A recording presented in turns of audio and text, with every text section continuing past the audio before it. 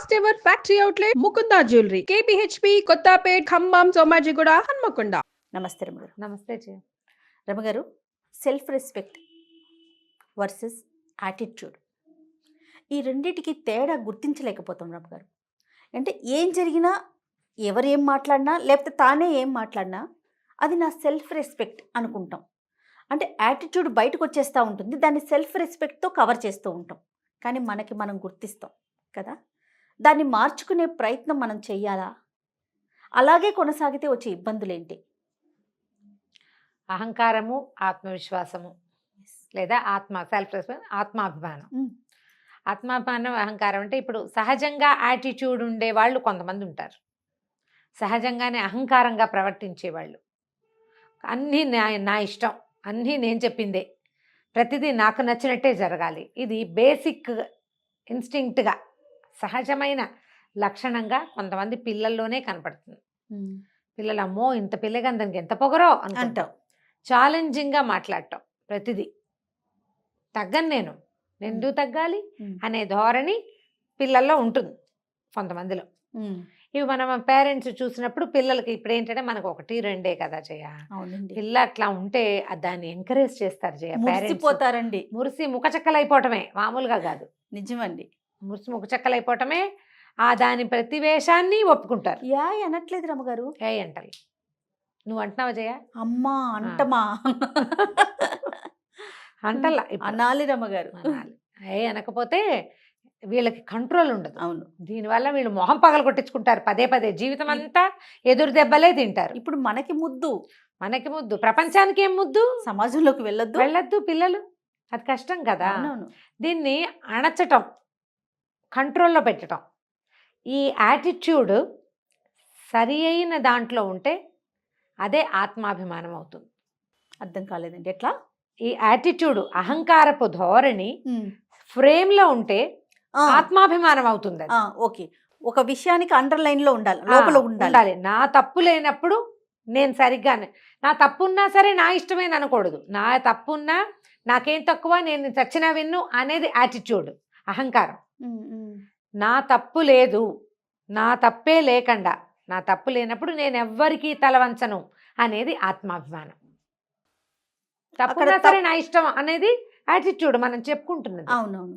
ఇప్పుడు అసలు తప్పు ఎవరిది అని ఆలోచించే ధోరణి ఉంది చూడు, అది బేసిక్ థింగ్, అది అలవాటు కావాలి. పొరపాటు పిల్లల్లో, చిటి పిల్లలు చూడు, సారీ చెప్పంటే ఎంత కోపం వస్తుందో వాడికి. అవునండి, చెప్పరు మరీ, అస్సలు సారీ చెప్పరు, థ్యాంక్స్ చెప్పరు. ఈ 2 సారీ చెప్పించడానికి ఎంత కష్టపడాలో వాళ్ళకి. వాడి ఆత్మాభిమానం దెబ్బతినేస్తుంది అనమాట. పిల్లలు చాలా కనిపిస్తుంది. అది మనము నచ్చ చెప్పాలి. వాడు సారీ చెప్పడు అని గొప్ప చెప్పుకుంటే ఎట్లా? అదొక ఎక్స్ట్రా క్వాలిటీ కింద అహంకరించడం, తప్పున్నా ఒప్పుకోకపోవటం అనేది చాలా బ్యాడ్ ప్రాక్టీస్.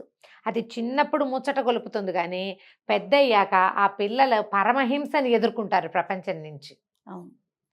అందులో మనం కూడా ఉంటాం. ఇది పిల్లలు కొంచెం క్రమంగా ఏజ్ పెరిగే కొందికి యాటిట్యూడ్ వల్ల, ఈ యాటిట్యూడ్స్ జనరల్గా దేనివల్ల వస్తాయి సాధారణంగా అంటే సహజంగానే ఏమన్నా ఉన్నా లేకపోయినా నా కాలు నా ఇష్టం అనే వాళ్ళు కనిపిస్తారు మనకి. అవును కదా. కానీ యాటిట్యూడ్ దేనివల్ల పెరుగుతుంది? అందంగా ఉన్నామన్న ఫీలింగ్ తోటి. మనం అందం, మన సౌందర్యం, మన చర్మపు రంగు, మన జడ, తర్వాత మన చదువు, మన నాన్న ఆయన యొక్క డబ్బు, లేకపోతే మనమ్మ ఆమె యొక్క సంపాదన. ఇప్పుడు అమ్మలు కూడా వచ్చారు, పేరెంట్స్ అనుకుందాం ఓవరాల్గా. పేరెంట్స్, సంపాదన, ఆస్తులు యాటిట్యూడ్కి ఒక కారణం. వీళ్ళ సహజంగా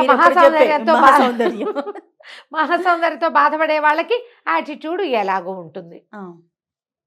ఎంత అందంగా ఉన్న యాటిట్యూడ్ చూపించని వాళ్ళు కొంతమంది ఉన్నారు కదా ప్రపంచంలో, ఒప్పుకోవాలి కదా. ఆ మాత్రం అందానికే, సాధారణమైన అందానికే కాస్త సన్నగా తెల్లగా అందంగా ఉంటే చాలు, ఇంకా ఆగలేనితనం, పెనం మీద పేలగింజలాగా పేలిపోతూ ఉంటారు కొంతమంది. ఇది ఒక బాధ. అవునండి, వీటన్నిటితోటి యాటిట్యూడ్లు వస్తాయి. ఎప్పుడు హర్ట్ అయిపోతూనే ఉంటుంది యాటిట్యూడ్, ఎప్పుడు హర్ట్ అవుతుంది. ఇవేమైనా శాశ్వతంగా ఉండే లక్షణాలా? డబ్బు శాశ్వతం కాదు. ఈ సౌందర్యము, చదువు. ఇప్పుడు చదువు 100 మార్కులు వచ్చినాయి ఒకడికి. 100 మార్కులు వచ్చేవాళ్ళు 100 మంది ఉంటున్నారు ఇప్పుడు. అవునండి. ఇది వరకు టాపర్ ఒకడు ఉండేవాడు, ఇప్పుడు అందరూ టాపర్లే. అవును. అందరూ టాపర్లే. అందరికీ అత్యద్భుతమైన సీట్లు వస్తున్నాయి, అందరికీ చదువుకునే అవకాశం, అందరికీ సంపాదించే అవకాశం. అందరూ బాగా చదువుతున్నారు, బాగా చదువుతున్నారు, మంచిగా సెటిల్ అవుతున్నారు, బాగా అన్నీ పెరిగినాయి కదా ప్రతి రమ్మగారు. వాళ్ళు పెరిగారు. ఇప్పుడు ఏం చూసుకుని చేసుకుంటాము, అహంకరిస్తాము మనము. ఏం చూసి? నువ్వు ఎంత టాపర్ అయినా ఏదో ఒక లెవెల్, తర్వాత దేశాధినేతలు అయిపోం కదా, అయిపోము.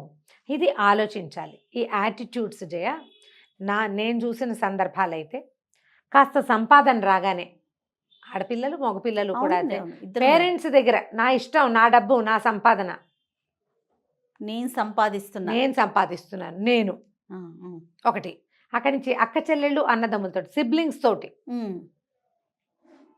సిబ్లింగ్స్ దగ్గర యాటిట్యూడ్, కజిన్స్ దగ్గర యాటిట్యూడ్, ఫ్రెండ్స్తో యాటిట్యూడ్, కొలీగ్స్తో యాటిట్యూడ్, ప్రతి వాళ్ళతోటి అహంకారాన్నే చూపిస్తారు. నీతో ఎవరుంటారో ఒకసారి సంపాదన ఒకటే ఉంటుంది కదా, వీళ్ళు మొత్తం దూరం అవరు. ఇప్పుడు సంపాదనలు ఎలా ఉన్నాయి జయ? సంవత్సరానికి 80 లక్షల జీతం వచ్చేవాడు ఉద్యోగం పోయే అవకాశం కూడా క్షణాల్లో జరిగిపోతుంది. ఇప్పుడు చాలా స్పీడ్ గా జరుగుతుంది, అదే బాగా స్పీడ్ గా జరిగిపోతున్నాయి. వీడి ఇందులో నుంచి మరి ఇంకోటి వస్తుంది, వస్తే వస్తుంది, లేకపోతే లేదు. అవును కదా, ఇప్పుడు ఇలాంటివి ఉన్నాయి. అవునండి. అసలు పైగా నిన్న మొన్నటి దాకా చూసాం, రేపటి రోజు మనది కాదని 100,000 సార్లు చూసాం మన చుట్టుపక్కల జీవితాల్లో. అవునండి. ఎందుకు? ఇంకా సమసమాజ నిర్మాణం అని ఒక వాక్యం చిన్నప్పుడు ఒక పాటలో ఉంటుంటుంది, సమసమాజ నిర్మాణమే మన ధ్యేయం అని. ఈ సమసమాజం అంటే ఏమిటి? ఇప్పుడు నేను ఒక చదువుకున్నాను, నాకు సంపాదన ఉంది, వాడి లెవెల్ కొద్దీ వాడు చదువుకున్నాడు, ఎవరికి వాడిదే. గుర్రాన్ని కూర్చుతాకుంటే దాని మీద వచ్చిన ఈగల్ని అది తోలుకుంటుంది కదా, అంతే కదా. నా ఫేవరెట్ వాక్యం అన్నమాట. నువ్వు ఎవ్వరికి ఉపకారం చేయవు, నిజానికి దేశానికి ఉపకారం చేసేవాళ్ళు, నిజంగా దేశం కోసం ప్రాణాలు ఇస్తున్న వాళ్ళకి ఏ యాటిట్యూడ్స్ ఉండట్లా. వాళ్ళు ఇది మన కర్తవ్యం అని చక్కగా ప్రాణ త్యాగాలకు కూడా సిద్ధపడిపోతున్నారు. మనం ఉద్ధరించేదేం లేదు, చిన్న నా బొజ్జకి శ్రీరామ రక్షని మనని మనం ఉద్ధరించుకుంటాం అంతే. దానికి అంతంత పొగర్లు, అహంకారాలు. ఇక ఆడపిల్లలైతే నువ్వు బంగారం కొనుక్కుంటావు, ఓహో కొంటావు, నవర్సులు ఓహో కొంటావు, డైమండ్స్ ఓ సెట్లు కొంటావు, ఓ డ్రెస్సులు కొంటావు, అంతేనా? నేనే కదా వేసుకుంటా, అంతే. నువ్వు ఎవరి జీవితాన్నైనా నిలబెట్టావా? అదే కదా. నువ్వు ఎవరికైనా చదువుకునే అవకాశం, బతికే అవకాశం ఎవరికైనా ఇచ్చావా నీ జీవితంలో? అప్పుడు చూపించాలి యాటిట్యూడ్. నేను ఈ 10 మందికి చదువు చెప్పించా, ఈ 10 మందికి చదువు చెప్పా, 10 మంది ఒక సబ్జెక్ట్లో పాస్ అయ్యారు, అది నేను చెప్పాను. టీచర్లకు ఉండాలి యాటిట్యూడ్, నా స్టూడెంట్స్ అని. వాళ్ళకే ఉంటుంది. వాళ్ళని మనం అంతా కలిసి అన్ని సినిమాల్లో, సీరియల్స్లో వాళ్ళ మీద జోకులు వేసేసి స్టూడెంట్స్ తోటి టీచర్స్ కన్నా కూడా ఘోరంగా చేసేసాం మనం. నిజానికి వీళ్ళందరినీ తయారు చేసి ఈ ర్యాంకులు వచ్చే పిల్లలందరికీ కారణం వాళ్ళు ఎంత చచ్చి చదువుతారో పిల్లలు. పాపం చదివిచ్చేవాడు ఖచ్చితంగా రమ్మగారు. ఫ్యాక్టరీలు అవి, ఆ ఫ్యాక్టరీలో తమ వంతు శ్రమని, ప్రాణాలని పణంగా పెట్టి వాళ్ళు పనిచేస్తున్నారు పాపం. ఇప్పుడు సమాజం అదే. వాళ్ళకి లేవు యాటిట్యూడ్స్, వాళ్ళకి ఉండట్లా. దీన్ని తగ్గించుకోండి. ముందు ఒకవేళ మనం అహంకరించి మాట్లాడామనుకుందాం, మనకి తెలుస్తుంది. కానీ మనకి తెలుసు మనం చూపిస్తున్నది ఆత్మవిశ్వాసమా అహంకారమా అనేది. ఈ మధ్యలో ఒక సన్నటి గీతే ఉంది, చాలా చిన్న లైను. ఈ చిన్న లైన్ని మనం ఏం చేస్తామంటే ఆత్మవిశ్వాసం మితిమీరితే అహంకారంలోకి వెళ్ళిపోతుంది. ఈ విశ్వాసానికి గర్వానికి మధ్యలో ఉన్న ఆ థిన్ లైన్ని ఎప్పటికప్పుడు మనని మనం సరిచేసుకుంటూ ఉండాలి. ప్రజలు సాధారణంగా కూడా నాకేంటని మాట్లాడంగానే అది జనాలు అహంకారంగానే భావిస్తారు. కానీ అది అహంకారం కాదని, ఇంత చేశాడు ఇతనికి ఈ మాత్రం విశ్వాసం ఉండదని అనిపించేలాగా ఉండాలి మీ ప్రవర్తన. అత్తగారులతోటో, ఆడవాళ్ళైతే అత్తగారులతోటో, ఆడపడుచులతోటో, బావ మరుదులు ఎవరో ఉంటారు ఫ్యామిలీస్లో, మీ కొలీగ్స్ ఉంటారు. ఇప్పుడు ఆడపిల్లలందరూ ఉద్యోగాలు చేస్తున్నారు. ఈ గీత దాటబోకండి. ఎప్పుడైనా దాటాల్సి వస్తే దాన్ని మళ్ళీ వెనక్కి తీసుకుంటూ ఉండండి. దానికోసం ఒక చిన్న సారీ అడ్మిట్ చేసుకోండి. ఇది నేను చూపిస్తున్నది అహంకారపు ప్రవర్తన, ఇది ఆత్మవిశ్వాసం కాదు, దీనికి దానికి తేడా ఉంది అనేది ఒకసారి మీరు కనుక సరి చేసుకుంటుంటే మీరు ఇంకా పైకి ఎక్కుతారు. రెండోసారి జరగదు కదా, జరగదు. మీరు కరెక్షన్ చేసుకున్నారా జరగదు. ఒకసారి మనని మనం కరెక్ట్ చేసుకుంటే మళ్ళీ మళ్ళీ చేయం. 1-2 టైమ్స్ ఎప్పుడో టంగ్ స్లిప్ అయిపోతూ ఉంటుంది. అవును. దానికి సరి చేసుకోండి. సరి చేసుకుని ముందుకెళ్తే తగ్గితే ఏమీ లొంగిపోయినట్టు కాదు. ఇది మీరు పదే పదే చెప్తారు రమ్మగారు ఈ కొంచెం మాట. తగ్గండి. దిగి కూర్చోవద్దు, చతికిలి పడిపోమని చెప్పను నేను. ఆ, కొంచెం డౌన్. ఎస్. మీరు ఇంకో మెట్టు సాఫీగా ఎక్కడానికి ఈ డౌన్ అయింది ఈజీగా ఉంటుంది. 3 మెట్లు ఎక్కేస్తాను జయ ఒకేసారి. ఒకసారి మధ్యలో 2 మెట్లే ఎక్కామనుకో, తర్వాత ఇంకా మనం ఎక్కలేమని కాదు, ద్విగుణీకృతోత్సాహంతో ఇంకో 3 సార్లు ఎక్కేస్తాం 3 మెట్ల చొప్పున. Yes. ఆలోచించండి మీ అంతటా అవునండి. మీరు. అవును.